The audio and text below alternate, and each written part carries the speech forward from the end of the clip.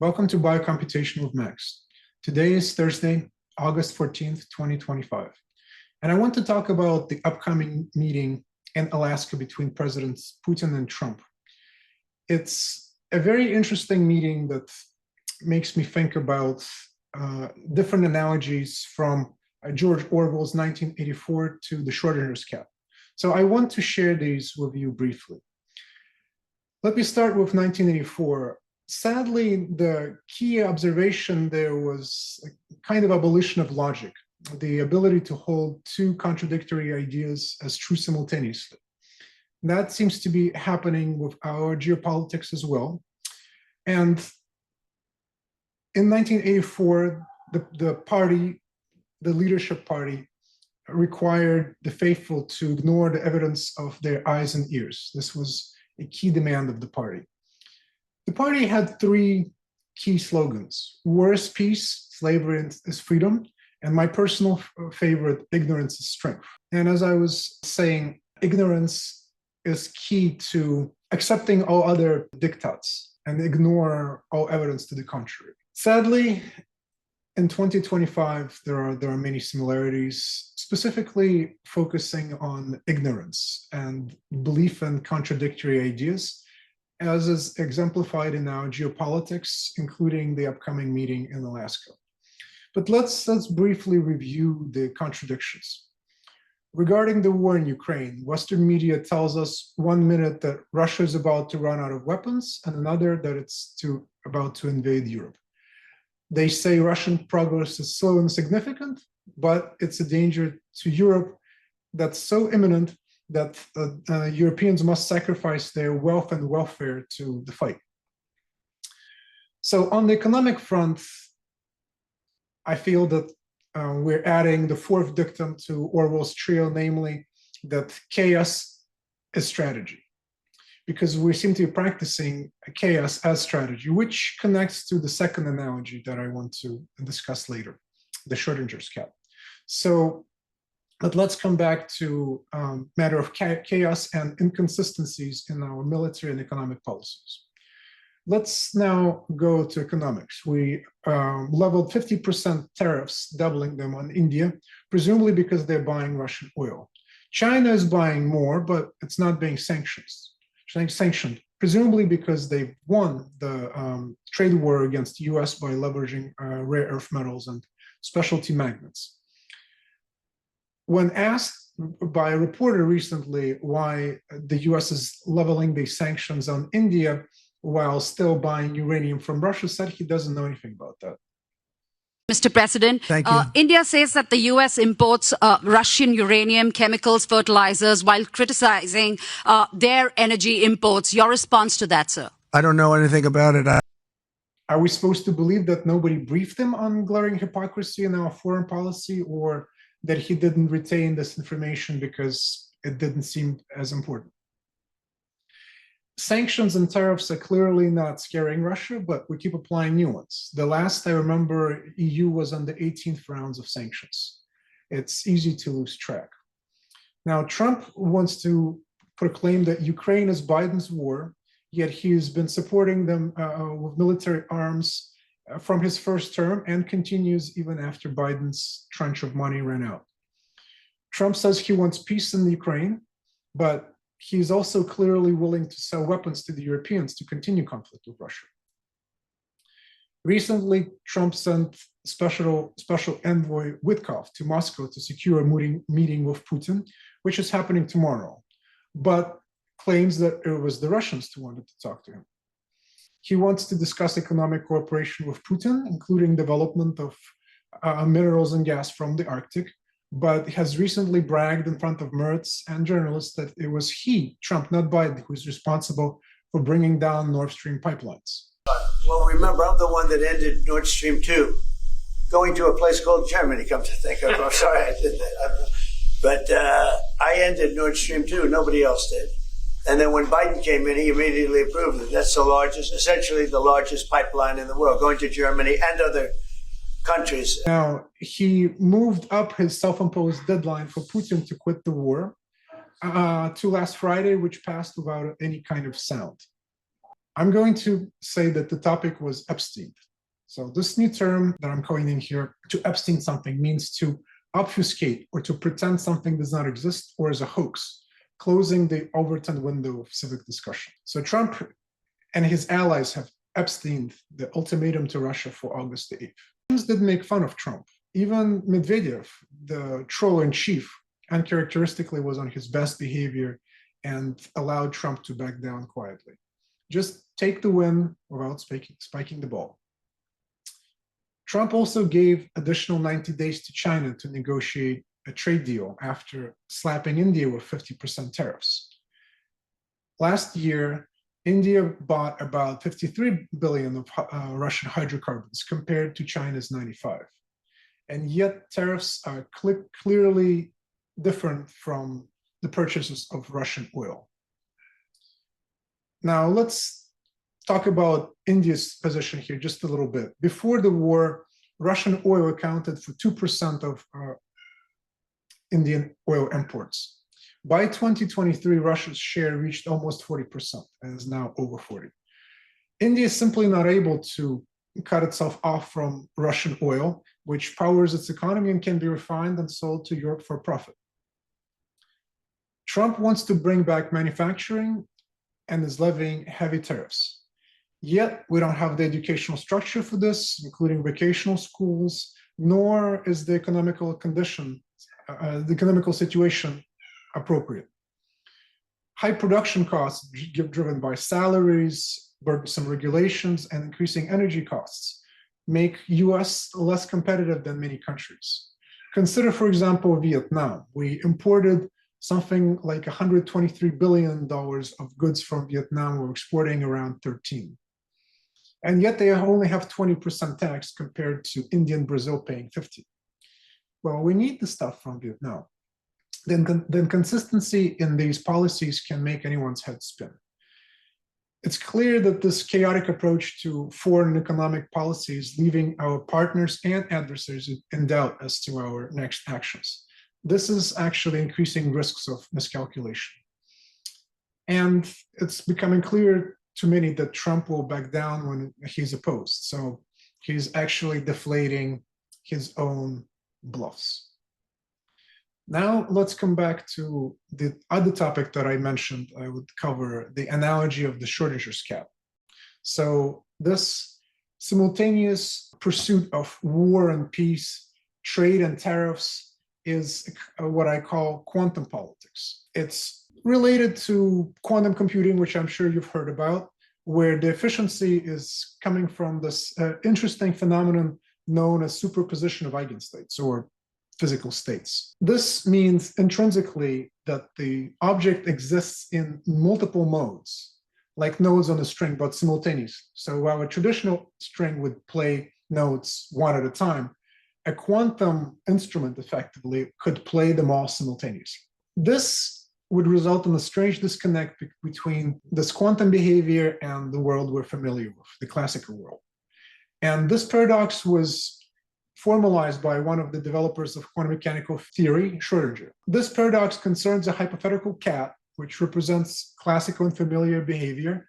The cat is locked in a container with poison inside a box. We cannot observe either. This is entirely theoretical. No animals came anywhere near harm. In this theoretical scenario, the poison is triggered by radioactive decay of a particle, a quantum mechanical phenomenon.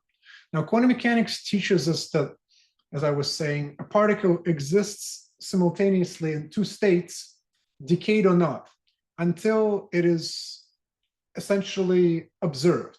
And that observation is a form of interaction. Of course, the particle can decay, in which case it would fall into one of those classical outcomes, but it can literally coexist in these two states, which leads to a conundrum when it's translated to the classical behavior of the cat.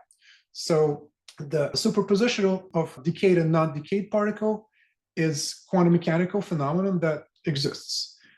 Now, the transition to classical behavior is really hard to comprehend, which is why it's spelled out in the case of the cat, because upon opening the box, the observer interacts with the cat and collapses the wave function to classical state of the cat either being dead or alive. The really interesting thing is what happens before the observer opens the box. According to quantum mechanics, the radioactive particle exists in the superposition of the two states, and consequently, through this artificial cause and effect construction that we created with the poison, so does the cat, being simultaneously dead and alive. And thus we've reached the contradiction inherent in this paradox. A box with poison misconstrues this transition from quantum mechanical to classical behavior, suggesting that the cat can be either dead or alive, but not both. So hopefully this discussion helped to illustrate what's going on with Trump's approach. It's very unusual and non-classical form of politics. That's why I'm calling it quantum politics, where contradictory outcomes are pursued simultaneously until the wave function collapses from external pressure or observation. It's called quantum mechanical annealing, the simultaneously testing of all possible outcomes, which may be seen as hedging to some of Trump's advisors. And so Trump is both at war and peace with Russia. Secretary of State Marco Rubio has said we're in a proxy war, but now we're also acting as the arbiter and the peacemaker. We send heavy weapons to Ukraine and provide reconnaissance data and targeting of Russians, and yet take China to task at the UN for selling dual-use items to Russia, as opposed to munitions and rockets and airplanes. Trump can tariff India for buying Russian oil, but is claiming to be unaware that the US is continuing to buy uranium from Russia. Trump talks about possible economic cooperation, but recently bragged to reporters with Mertz sitting near him that he's the one who put an end to Nord Stream. He said in regards to the upcoming meeting in Alaska that there will likely be some swaps of territories between Ukraine and Russia. Ukraine has denied this possibility daily since Trump uttered those words, and the Europeans are dead set against it. Is Putin a threat to Europe, or is he weak militarily?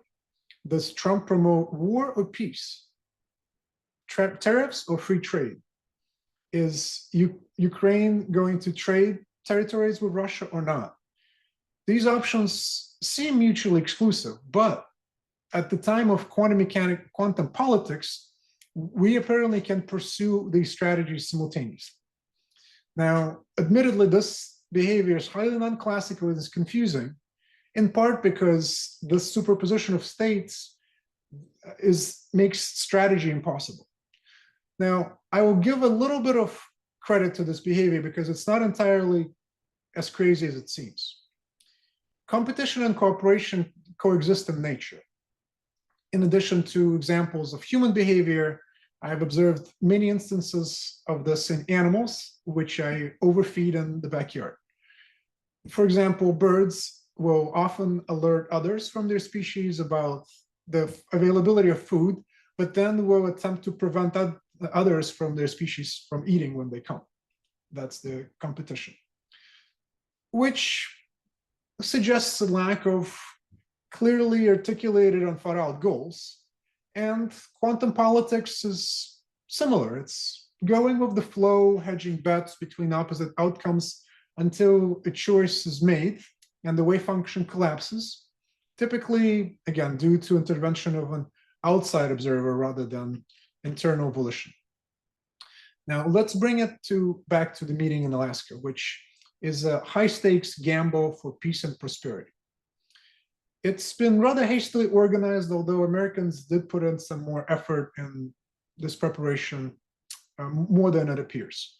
Nevertheless, it is clearly very dangerous.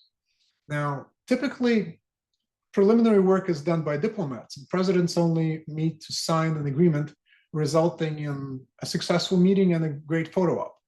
President Trump recently said that all he's expecting from this meeting is a follow-up meeting.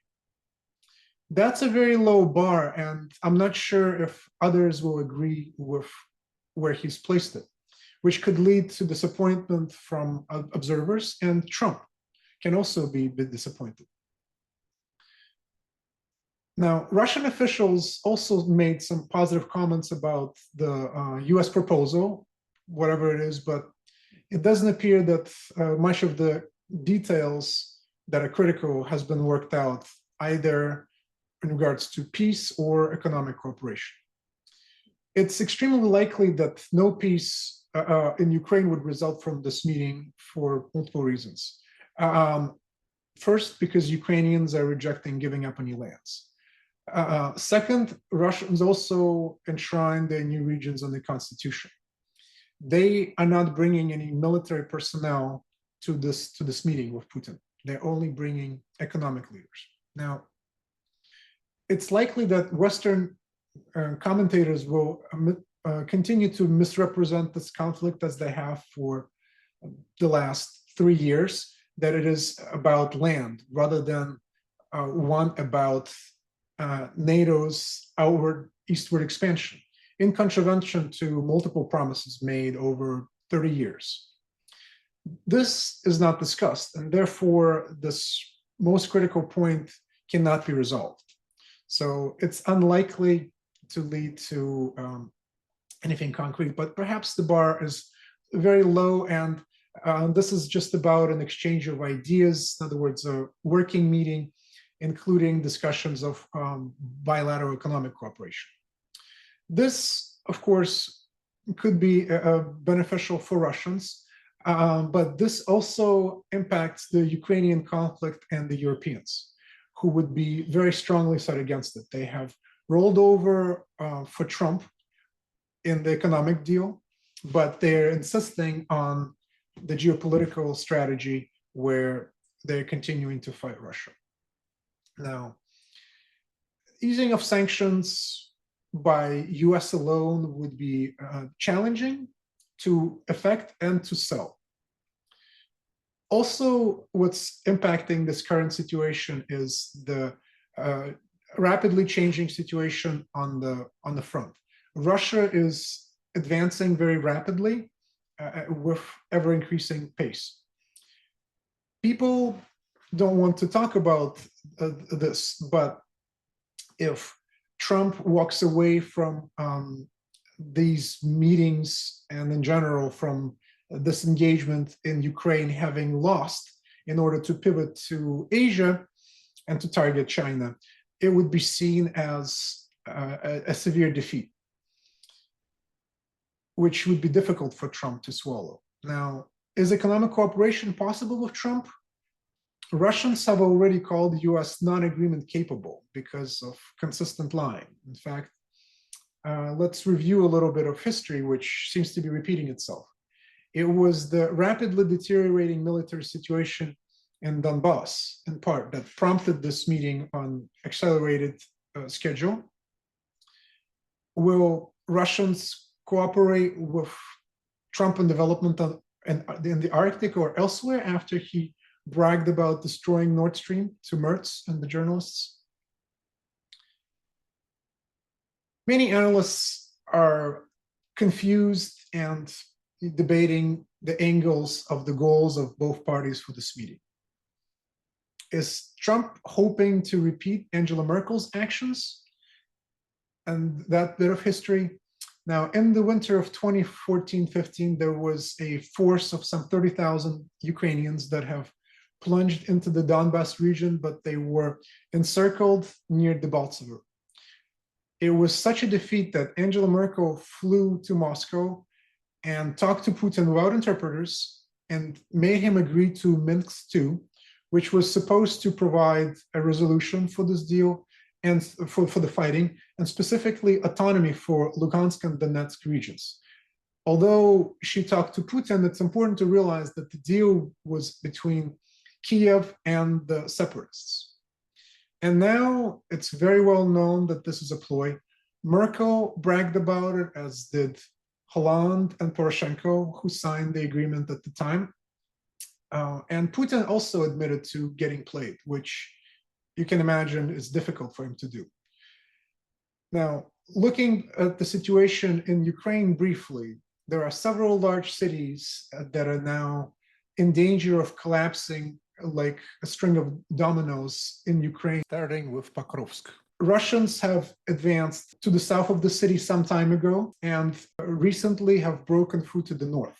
They pushed the column from the southern pincer straight into the heart of the city, breaking it into pieces and disrupting Ukrainian logistics. The situation is absolutely horrible for Ukrainian soldiers, many of whom are fighting fiercely, but some are surrendering. Now, I mentioned there are several pieces that are likely to fall. Many of them are disconnected. In the south, there is a substantial force of Ukrainians that's starting to surrender after being pinned by the Russians on two sides against the Kliban-Byk reservoir, which the Ukrainians tried to go across on the boats, but with Russian drones, the losses were atrocious. Russians broke through in the massive Serebrenka forest to the north. That was a fortress of the Ukrainians until they pulled back several brigades to defend Pokrovsk. Konstantinovka, Seversk are also in danger of being surrounded.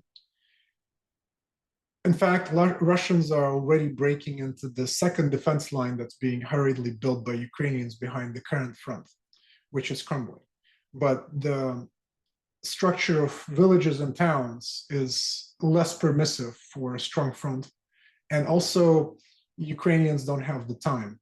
Russians are putting pressure on the Ukrainians along extended front line, perhaps some 400 kilometers in extent. They have a pair of reserve armies with over 250,000 additional troops in reserve that they have strangely not deployed to the front. These troops appear to be guarding against any direct interventions by Europeans or NATO.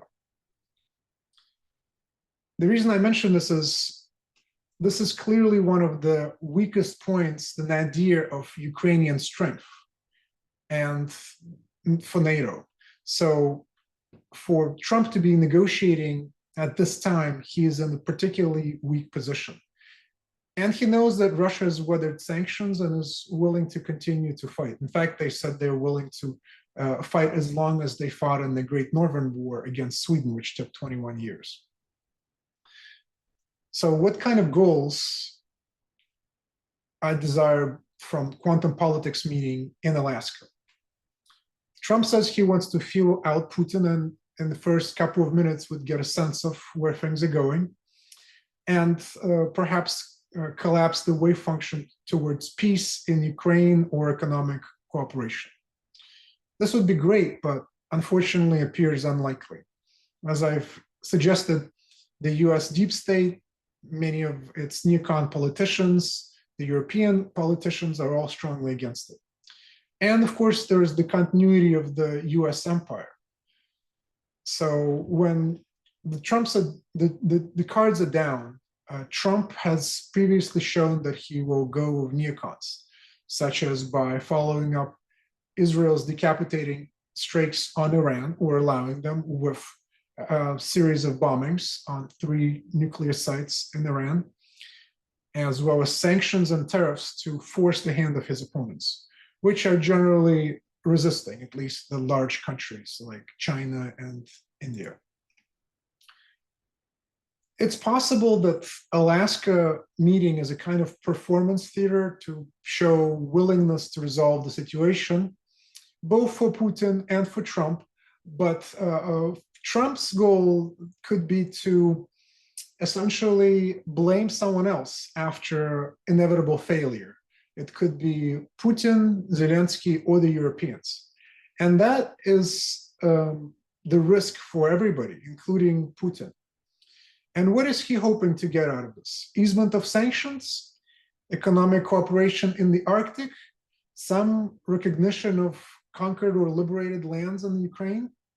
None of it seems likely. Putin is bringing several key economic advisors, but no military advisors. So it appears that the Russians are sufficiently optimistic about their progress in the war in Ukraine that they figure it may end and normalization with US would ensue. But This is not supported by any evidence. For example,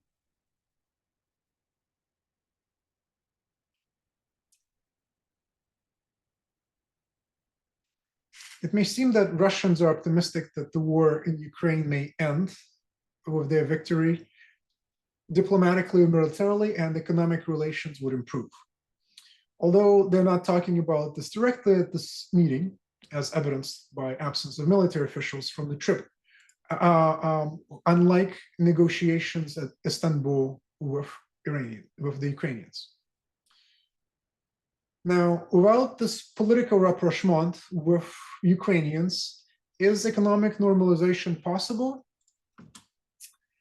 How can it happen if Ukraine, EU, Western media, neocons all consider it an unacceptable loss? Would Trump really be willing to go against all these allies? He hasn't yet.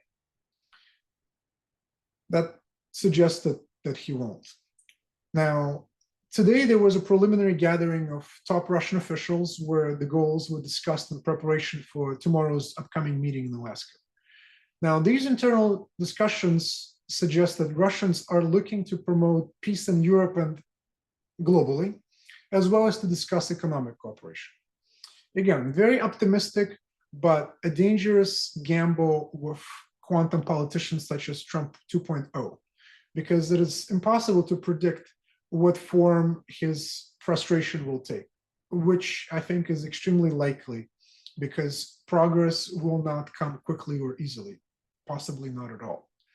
So will he, again, stick it to Europe, offering them to buy expensive US weapons while absolving US from any responsibility for Ukraine? Will he blame Zelensky and allow the Brits to replace him with the ambassador, Zaluzhny, who has been clearly prepped and polished by their intelligence services? Or will he lash out at Putin for embarrassing Trump by exposing his impotence on the world stage? From previous observations of Trump's behavior, I think we can estimate the coefficients for conflict versus collaboration. I would put it at 90% for war. Although President Trump, in a recent radio address, said that he thinks there's only a 25 probability of this meeting failing outright. It's like a chess game. This meeting sets up the second meeting.